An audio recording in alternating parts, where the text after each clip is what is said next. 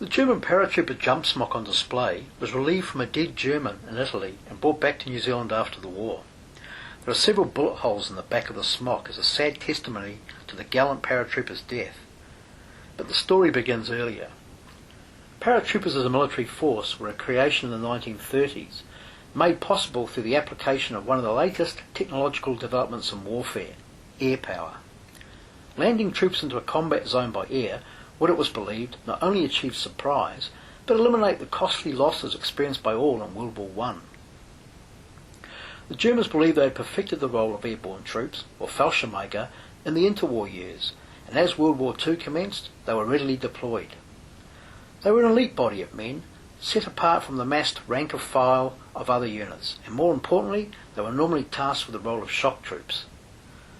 The troops themselves, commanded by General Major Kurt Student, had immense pride in their force, and a self-belief in their ability and elite status.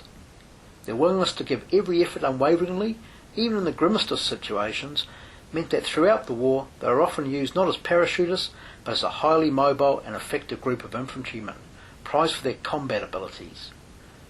In the early stages of World War II, they had achieved success in Norway, Holland and Belgium, and in the process had forged a formidable reputation as a fighting unit. For the New Zealanders, they first encountered the German paratroopers in May 1941 on Crete, and although the Germans lost many men during the airborne attacks, through poor communication and questionable decision-making, the New Zealanders withdrew from Malmö airfield and the paratroopers were able to take a foothold. The Allies had lost the battle for Crete.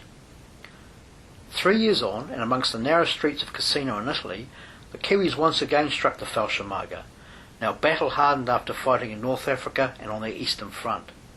This battle, and the paratroopers' defence of Monte Cassino, ranks as possibly the greatest single action fought by the unit in World War II.